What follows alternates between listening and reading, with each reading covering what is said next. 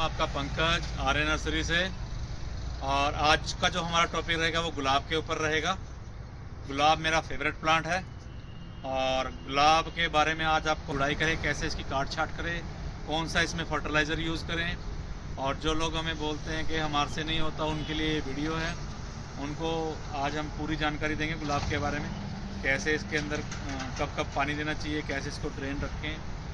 नीचे से जो पत्तियां आ रही हैं, थोड़ा कैमरा पास में दीजिए। जैसे जो नीचे की जो काट छाट है वो ज़रूर रखिए, कटिंग करने नीचे की। और जैसे जो ड्राई लीव्स हैं, इसमें ड्राई डंडियां हैं, उनको आप हाथों हाथ हटाते रहें। और जो आपको लग रहा है कि भी जो टहनी ख़राब होती जा रही है, उसको ज़रूर काट दें आप।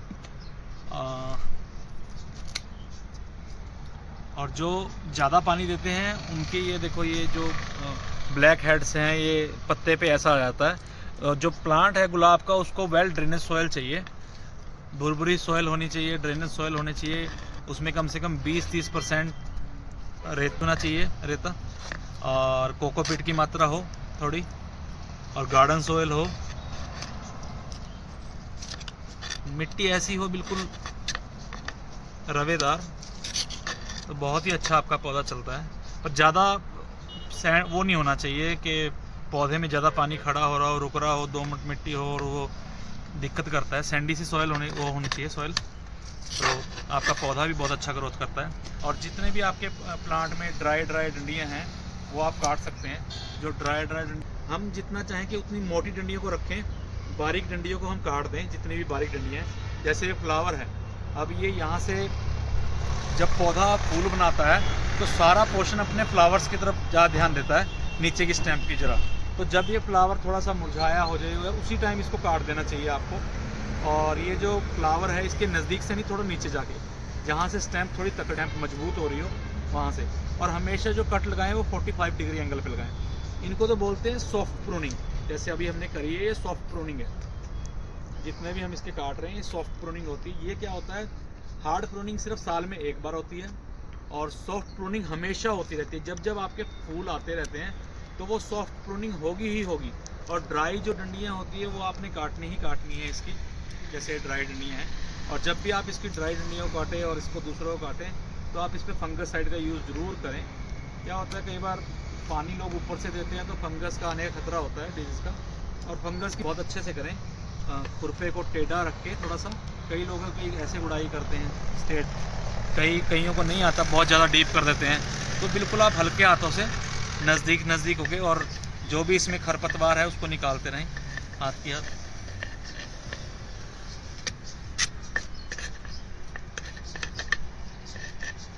इसकी मिट्टी को आप हर महीने पॉर्च बनाएं, और नई रूट्स आएंगी वो अपना भोजन इस मिट्टी से उठाएंगी। जितनी भी नए रूट्स आएंगे वो अपना भोजन दोबारा से बनाएंगे। एक्चुअली क्या होता है, पुरानी रूट्स जो होती हैं वो पॉट्स को बाउंड कर देती हैं, रूट्स बन के, और ड्राई हो जाती हैं। फिर वो उनको काट देना चाहिए धीरे धीरे, थोड़ा अप साइड से। भोजन जड़ें ऊपर रहती हैं। जब भी आप इसकी गुड़ाई करें तो इसमें फर्टिलाइज़र ज़रूर दें। फर्टिलाइज़र हमारे 2 टाइप के हैं। जो बंदे केमिकल टाइप से नहीं जाना चाहते उनके लिए ऑर्गेनिक है। ये है नीम खली, ये है सीवड एक्सट्रैक्ट, ये है बोन मील, ये है बॉन डस्ट, ये है आपका माइक्रोनिज़म बायो का, और ये फंगसाइड है। और ये चाय की पत्तियां जो हम घर में यूज़ करते हैं, चाय की पत्ती, उसको आप जब चाय बना लेते हैं उसको ड्राई करके धूप में सुखा के उसको किसी डब्बे में बंद करके रख लें, तो वो ये यूज़ में आ जाती है ड्राई। पर इसको गीला यूज़ ना करें, इसको ड्राई ही यूज़ करें। जब भी आप यूज़ करें, इसको पहले एक बार हवा में धूप में सुखा लें, फिर इसको ग्रैनुअल टाइप से यूज़ करें। और ये है हमारा ऑर्गेनिक मेथड। इसमें एक और ऐड कर सकते हैं आप, खल का जो आप ड्राई हो उसमें भी यूज़ कर सकते हैं, पानी के रूप में भी यूज़ कर सकते हैं। उसको पानी में मिला के 2-3 दिन रख के, और ड्राई भी यूज़ कर सकते हैं। खल की जो वो होती है, नीम के उसको बोलते हैं, खल के बोलते हैं, सरसों की खली बोलते हैं, तो उसको भी यूज़ कर सकते हैं। वो हमारे पास मिस है भी, तो हम इसका यूज़ करेंगे।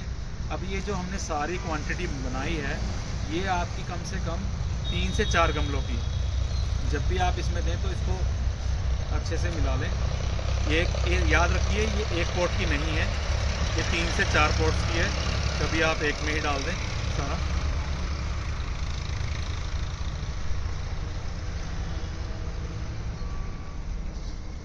बाकी डिपेंड करता है कि आपके गमले का साइज़ क्या है। और ये फर्टिलाइज़र हम 15-15 दिन के अंतराल पे दे सकते हैं।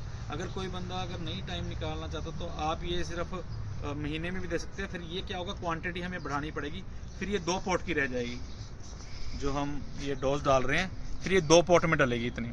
अगर कोई महीने में एक बार डाल रहा है, अगर 15 दिन में डाल रहा है तो ये 4 पॉट के लिए है, और अगर कोई महीने में एक बार डाल रहा है तो ये सिर्फ 2 पॉट के लिए है, क्योंकि ये ऑर्गेनिक है, ज़्यादा पौधे को हार्म नहीं करती है किसी चीज़ से।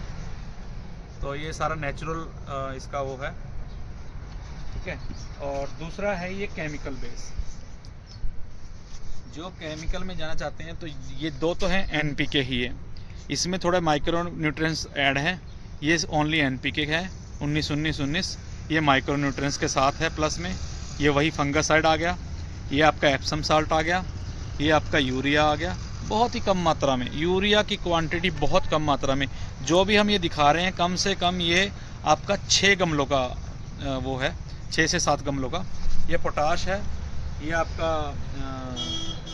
ये आपका कैल्शियम है, और ये आपका मैग्नीशियम है, और ये आपका डीएपी है। और अगर चाहे तो आप किसी एक सिंगल चीज़ को भी यूज़ कर सकते हैं, पर ये जो आपका रहेगा कम से कम 6 से 7 पॉट का रहेगा। और केमिकल को जो देने का तरीका है वो आप ज़रूर सीख लें। एक्चुअली क्या है, कई लोग केमिकल ले जाके अपने पौधे को मार देते हैं, तो उसका देने का तरीका आप ज़रूर सीख लें। इधर लाना, कैसे दिया जा सकता है। पहले तो हमने वही अपनी सॉइल को सॉफ्ट करना है।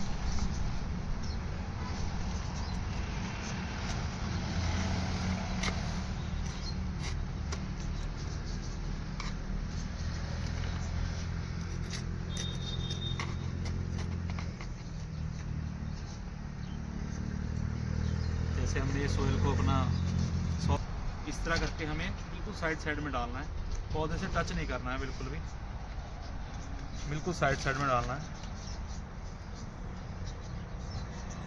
ये भी आप 20 दिन में रिपीट दे सकते हैं, क्योंकि विंटर है, विंटर में हीट इतना ज़्यादा प्रोड्यूस नहीं हो पाती सर्दियों में गुलाब के ऊपर, तो आप इसको दे सकते हैं। और इसको आप खुरपे से थोड़ा थोड़ा मिला दें कि नीचे बैठ जाए। फिर देखिए आप 1 महीने में इनमें फूलों की क्वांटिटी कैसे बढ़ती है और सब कुछ कैसा हो सकता है। और जिस भी पौधे में आप ये केमिकल डालें, पहले इसकी थोड़ी सी प्रूनिंग, और थोड़ा सा जैसे ड्राई डंडियाँ और पतली पतली जो डंडियाँ हैं इस टाइप की, उनको हटा दें, इनके हेड्स को ये छोटा कर दें, मल्टीपल ब्रांचेस जो हैं उनको हटा दें। और जैसे जो कली आ रही है वो आपके फूल बहुत सुंदर बन के आएंगे। कांट छांट ज़रूरी है, सॉफ्ट प्रूनिंग। तो ये हो गया दूसरा। और आपको आगे बताते हैं हार्ड प्रूनिंग किसे कहते हैं। हार्ड प्रूनिंग आप इसको इस पौधे पे आपको समझाते हैं, इधर आओ। हार्ड प्रूनिंग होता है जितनी भी ये पतली ब्रांचेज है, और हार्ड प्रूनिंग होती कब है, अक्टूबर के महीने में। अक्टूबर के महीने में की जाती है, फर्स्ट वीक में। और उसकी क्योंकि हमारा जो पौधा है वो डोरमेंसी में गया होता है जुलाई से लेके जुलाई अगस्त सितंबर, जब तक बरसातें रहती हैं। और जब भी हम उसमें फर्टिलाइज़र देते हैं तो वो एकदम खिल के आता है। तो हार्ड प्रूनिंग कैसे करते हैं वो देखो। सबसे पहला ध्यान तो हमारा ये रहेगा कि जितनी भी ये पतली पतली डंडियाँ हैं हमें बिल्कुल ख़त्म कर देनी है, बिल्कुल ख़त्म कर देनी है अपने पॉट। उससे चाहो तो सिर्फ एक बड रख सकते हो, जो पूरी डंडी में एक बड रह जाती है ऊपर की लीफ के साथ। और जितनी भी ये कमज़ोर डंडियाँ हैं ये हमने हटा देनी है। इसको बोलते हैं हार्ड प्रूनिंग। फंगसाइड जरूर लगाएं।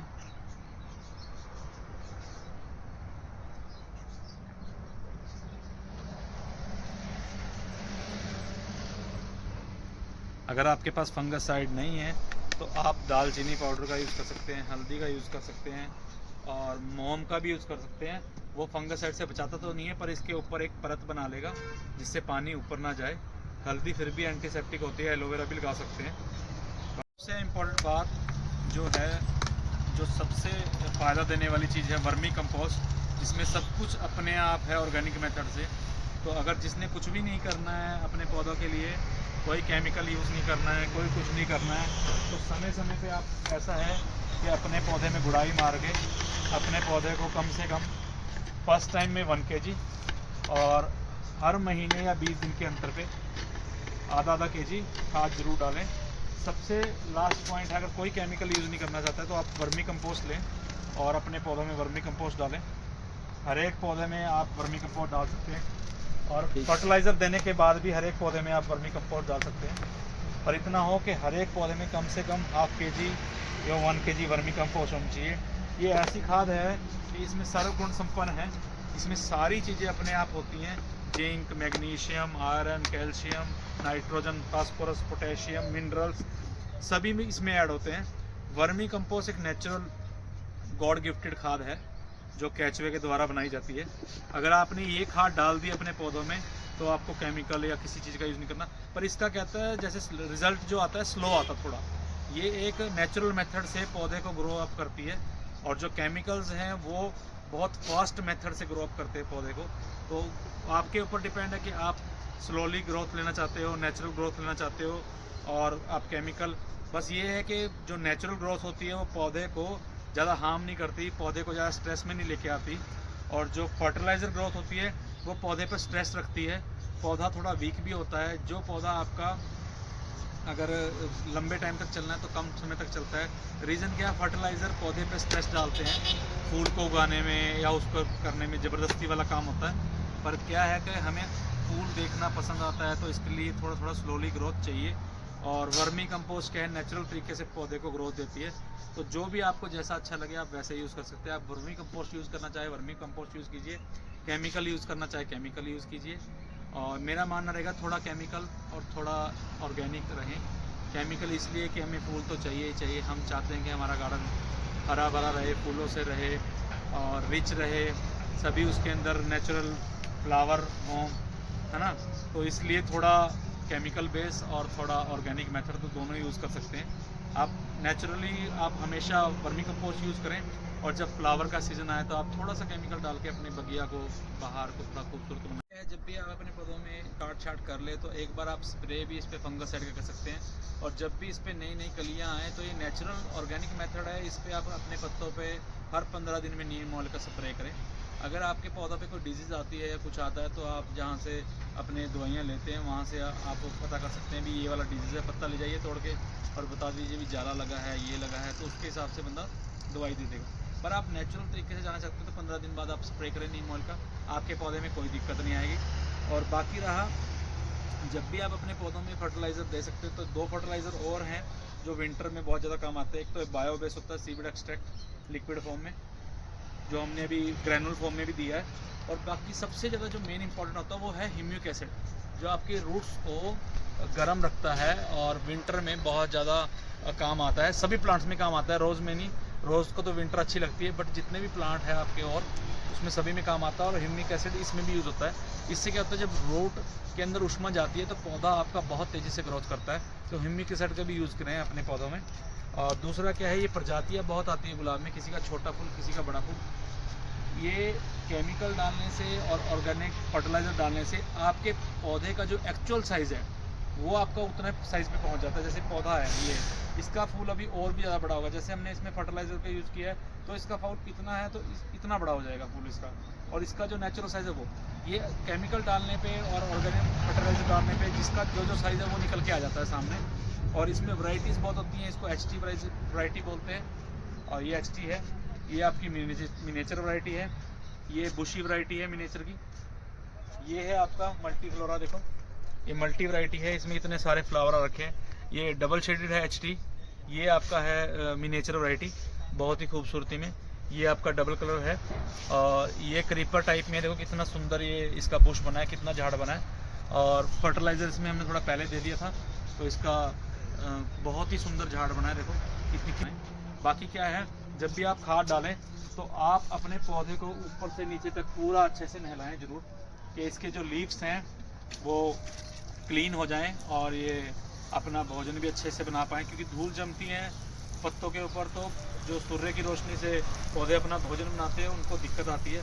अगर आप पौधे को अच्छे से धो देंगे और एक तो फर्टिलाइज़र पूरा रिकवर हो जाएगा जो आपने मिट्टी में दिया है, और दूसरा पत्ते भी क्लीन हो जाएंगे और ये अच्छे से आपका भोजन बना पाएगा। और अगर आपको हमारी वीडियो अच्छी लगे तो प्लीज़ लाइक शेयर सब्सक्राइब जरूर कर दें और ज़्यादा से ज़्यादा हमारे पेज को फॉलो करें। और अगर आपको कोई और कुछ बात पूछनी है तो कमेंट में पूछें। राधे राधे, सभी को धन्यवाद।